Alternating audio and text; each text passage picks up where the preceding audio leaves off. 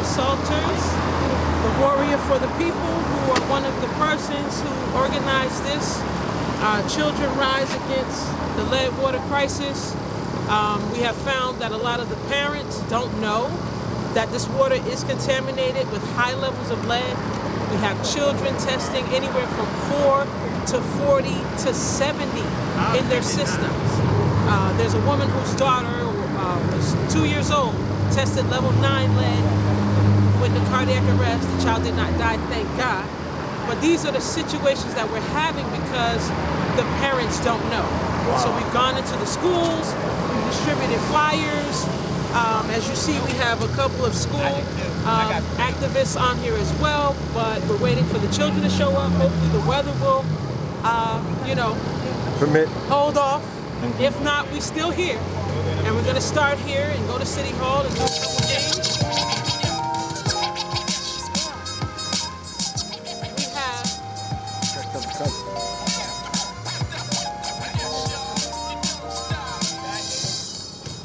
Okay, that's good.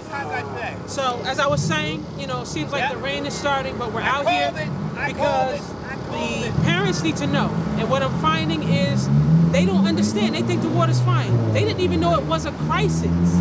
And that's a problem. I've gone to the health department to try to get cooperation from Dr. Wade. I've been given the runaround.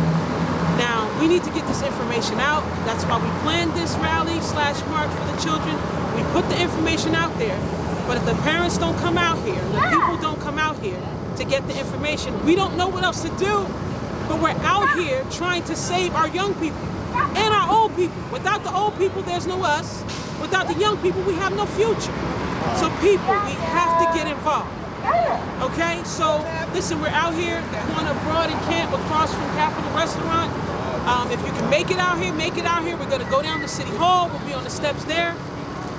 Listen, people, get the information so we can save our babies. Because obviously this administration is simply trying to protect themselves and not us. After the march, Zachariah Jackson, BASA News, after the march, what's the next step? After the march, we're going to continue to get together. There's an email that you can go to, warriorforthepeople@gmail.com, and it's spelled this way, as you look on the flyer, @gmail.com, or you can tweet @warriorforthepeople and get your information out. Give us your numbers, your email addresses. We'll tell you what's going on, but we have to get together. We have to band together, and you have to start coming out to these council meetings. Because if they don't hear your voices or see your faces, they're gonna continue to misappropriate the money. And I'm gonna tell you one thing that most of us don't know. The water department itself is self-sustained, meaning that all the money that's collected from our water bills and our taxes is supposed to go only for the infrastructure and the clean water for our city. But they take that money and they pad the regular budget with it. Wow. And that's why we're in the state that we're in. Get involved, people, and get this information. What's the next city council meeting? The next city council meeting will be November 7th at 12:30 in the afternoon. And you can always come to the pre-council, which is the Tuesday before that you don't have to sign up for, and get to see. And what time is that? That's at 10 a.m.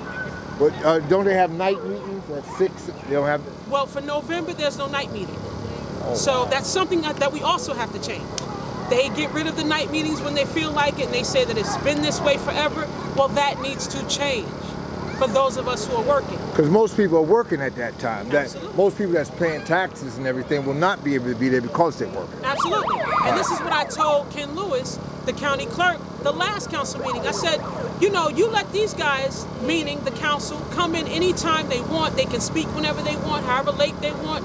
We come in, which is their bosses. I said, we're out here working late to pay your salaries, and then we don't get the same consideration. Wow. So people, if you want more night meetings, if you want to see more action in this city that's going to work on our behalf, you have to come out. You have to come out. There's a whole calendar for the year. Come to City Hall, clerk's office, third floor, get a calendar so that you will know when the dates are for the council meetings. You need to show up, people. If you don't show up, you will continue to be bamboozled. Plymouth Rock will continue to land on you, and you'll keep thinking you understand and you have no clue. You can't listen to this mayor. or anyone in this administration, because every time they open their mouths, it's a lie after lie after lie. And we're left holding the bag. And let me tell you this before I go. This water situation is not over. He did a whole production for the news. We have had independent testing done by Hill Harper, the actor, who's now working with us. 38 tests prove that there's lead in almost every building in this city. Our senior buildings that they won't give water to. There's lead. There are poisons. There are carcinogens in this water that you cannot see. And they're being affected by it daily. Wow. We're at a total of $841,000 in a lawsuit against NRDC, which is essentially our tax dollars. Essentially, we're suing ourselves because the council and this mayor don't want to give out water. Well, let me ask you this, Deborah. I was talking to, interviewing someone. Manira. And we were talking about the pipes, the actual pipes. Right. Now, the pipe's been in the ground since 1886, 1896, something of that thing, right? Can I ask you, have you ever actually seen a water pipe? I have. Okay, so how big is a water pipe?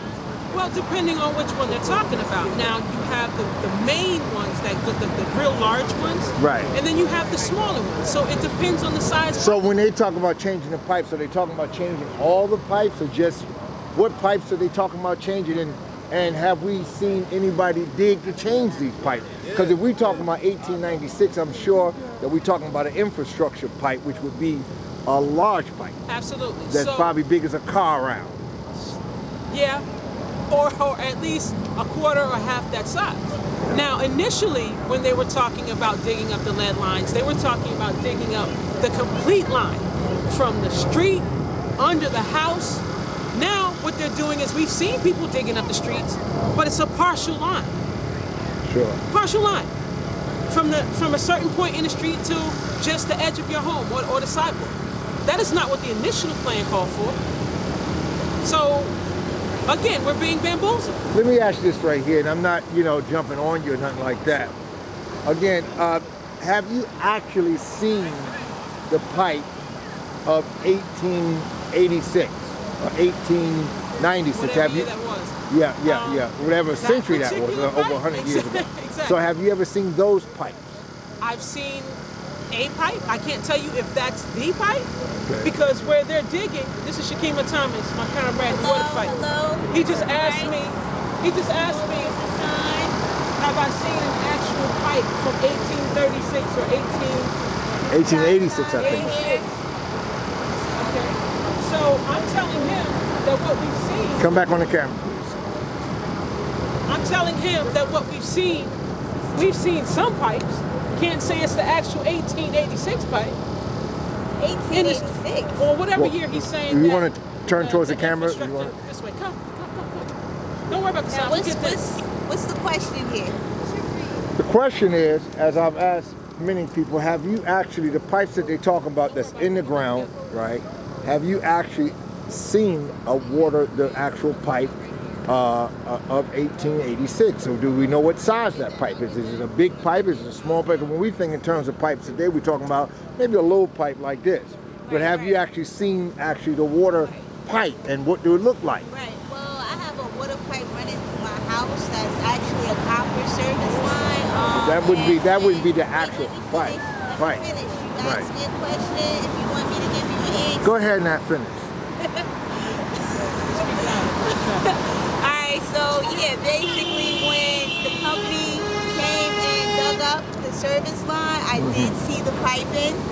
It was a small pipe like this, and again, that was a copper service line. It wasn't even a lead service line, which I was told I was receiving high lead levels because I had a lead service line, which I didn't. So as far as seeing them dig up a lead service line at my home, no, I did not see a lead service line being dug up. It was a copper line, and they put the dirt back on it, and they repaved. Okay. All right. Okay. All right. That's it, then? Anything else? No, at this point, we're here. Alright, these are the kids, these are the brave people that's out here and why we're doing it. dude. How you been? Okay? Because the children are being left out. All right. Okay. Any water distribution that has been done, we've distributed water to the preschools. We're not getting any assistance from the city doing that. Wow. Good, man. They've stopped. Stop. With warehouses full of water, they've stopped. Completely. Completely. Yeah, I mean, like, All right, well, we're here, and we'll continue to cover. Again, Zachariah Jackson, BASA News.